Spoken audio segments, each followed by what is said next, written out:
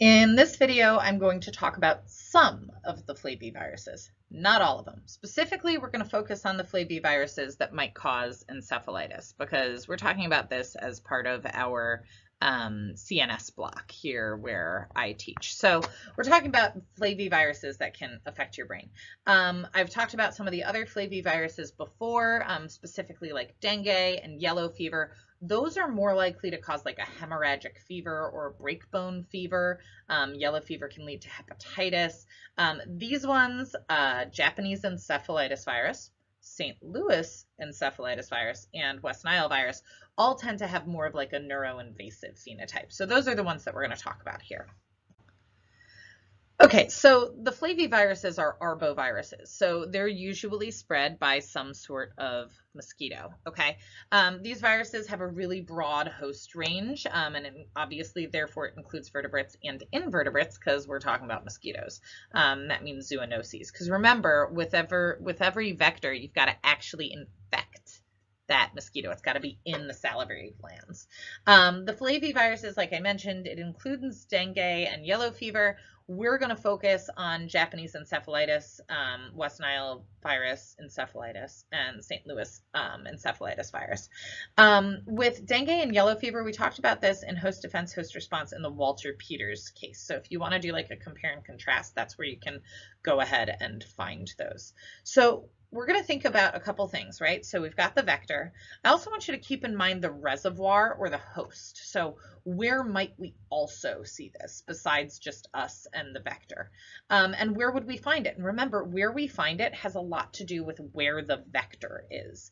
And as global warming happens and we see temperatures go up due to increased heat in the on Earth, we're going to see some of these mosquitoes migrate north. So organisms that used to be in other parts of the world might be coming here. So particularly, we're seeing like an increase in dengue in the US, where it used to be more related to the tropics. Okay, let's talk structure and kind of the immunopathogenesis of these viruses. So these are single-stranded RNA viruses. They have a plus sense genome, and they're in an icosahedral capsid that's wrapped up in a bow, which is actually an envelope. They're a cytolytic virus typically, and they establish viremia bursting out of these cells. Then we'll be able to detect the virions in the blood, and that's actually what leads to the systemic infection. And this is actually really important when you think about the life cycle of a flavivirus, right? Because it needs to be a zoonotic. It has to infect the vector. So that means we need the blood that, this mosquito over here is drinking to actually contain virions. That's a terrible color for you to see that on the leaf, so let's make it blue.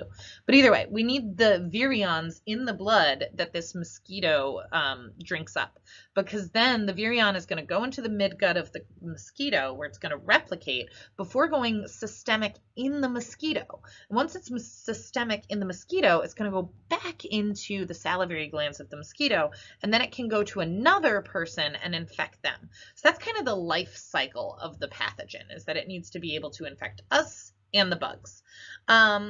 Most of the flaviviruses are somewhat antigenically related. So an antibody to one virus might help you out by neutralizing another virus. But when it doesn't, it goes really, really bad because it goes antibody-mediated enhancement of infection. This was something we talked a lot about with dengue. So remember that dengue has those 4 serotypes.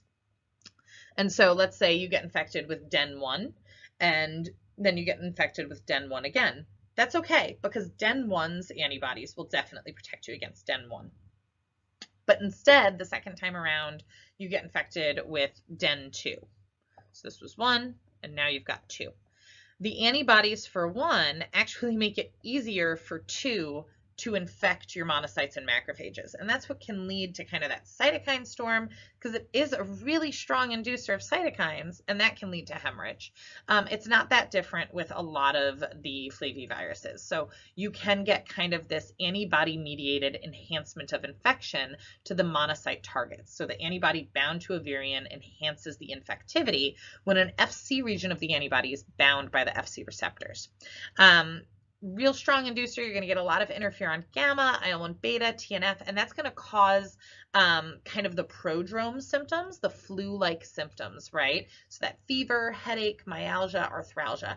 That's going to happen during the first 3 to 7 days post-infection.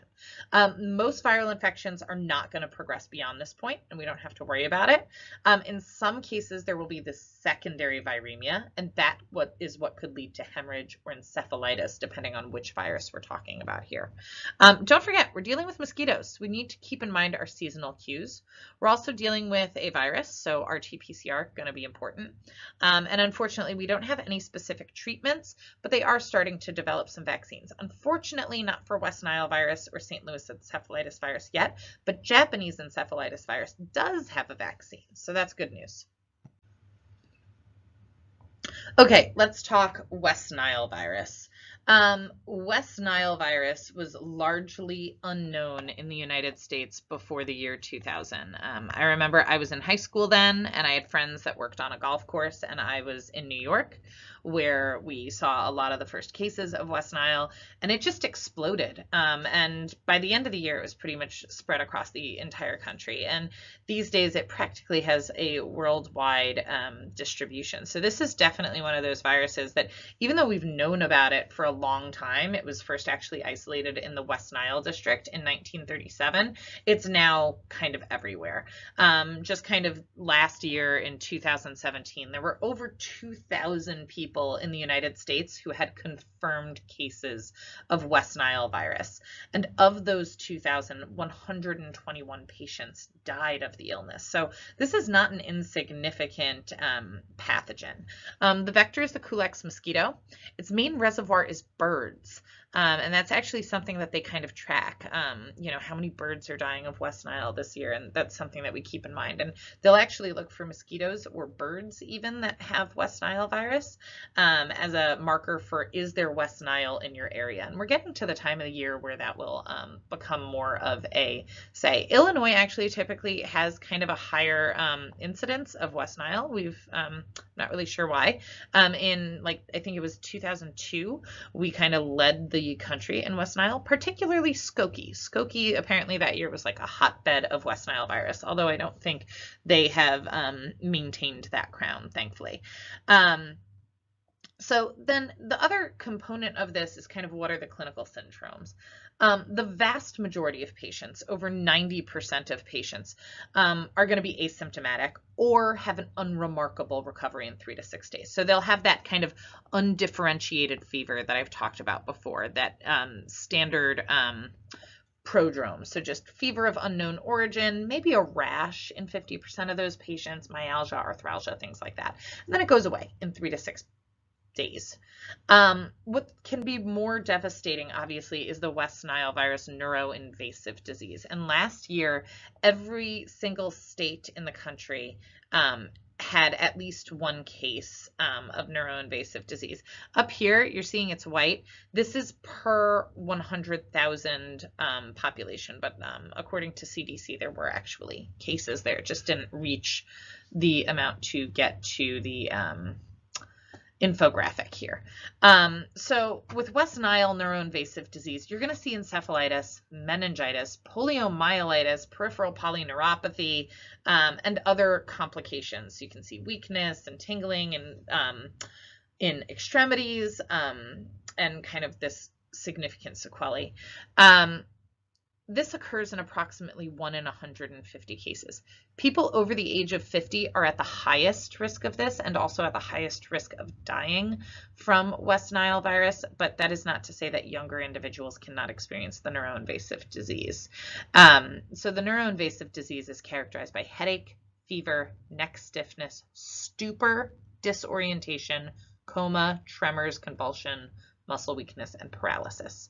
All we got for this one is supportive care. There's no vaccine. Places do spray for mosquitoes, but as you know, there are a lot of mosquito-borne illnesses, and that doesn't necessarily take care of it.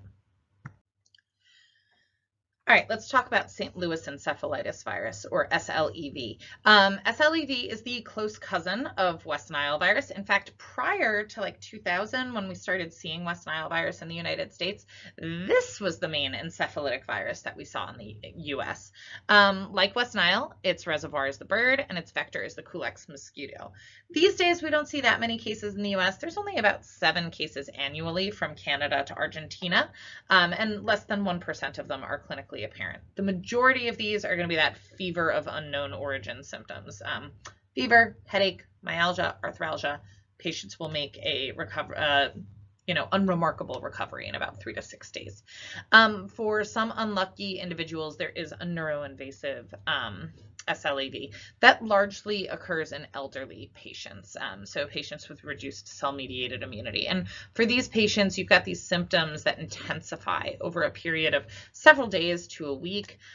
Most patients will spontaneously recover, but those that develop this neuroinvasive form, they're going to have that stiff neck, confusion, stupor, disorientation, unsteadiness, and coma can develop in severe cases. Typically, thankfully, disease is milder in children, but in elderly patients, almost 90% of the elderly patients with SLEV will develop encephalitis. So if you are elderly and you contract it, it can be more difficult. Once again, supportive care. We don't have a vaccine for this one. All right, Japanese encephalitis virus. This is the leading cause of vaccine-preventable encephalitis worldwide. Its reservoir is largely pigs, and I knew I was going to do this. All week long, as I've been reading the word wading birds, in my mind, I have first seen it as waddling birds. Birds waddle. That is a fact. But wading birds are the ones that are a reservoir. So while they all may waddle, the wading ones are the ones that are a reservoir. And part of that is because we associate it with waterways, right? Because anything that we associate with mosquitoes, we automatically associate with water because mosquitoes like water. It's an excellent breeding ground for their young. So primarily pigs and wading birds. Humans can be infected when an infected mosquito takes a blood meal. JEV primarily occurs in rural agricultural areas. Obviously, we're talking about like Southeast Asia, as the map shows here. Often it's associated with like rice production or flooding irrigation, as these high water areas, again, are really good for those mosquitoes. Signs and symptoms, once again, largely we're talking about that undifferentiated fever. Less than 1% of infections are clinically apparent. There's an incubation period of about 5 to 15 days, and treatment is largely supportive.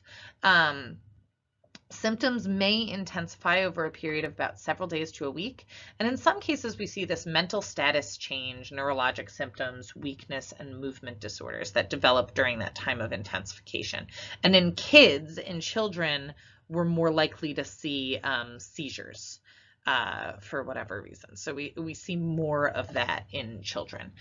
Treatment is supportive, but there is a vaccine in this case. It is an inactivated vaccine, and it is recommended for travelers who plan to spend 1 month or more in endemic areas, particularly during transmission season. So particularly during times when the mosquitoes will be present. So you basically have 3 viruses that are flaviviruses that affect the brain. You've got Japanese encephalitis, you've got SLEV, and you've got West Nile virus as kind of your main culprits. I was recently at a conference where they actually talked about a dengue encephalitic presentation, which kind of makes sense when you think about the other flaviviruses that can infect the brain and that these go systemic. So don't discount it, but for now let's focus on West Nile, SLEV, and Japanese encephalitis virus.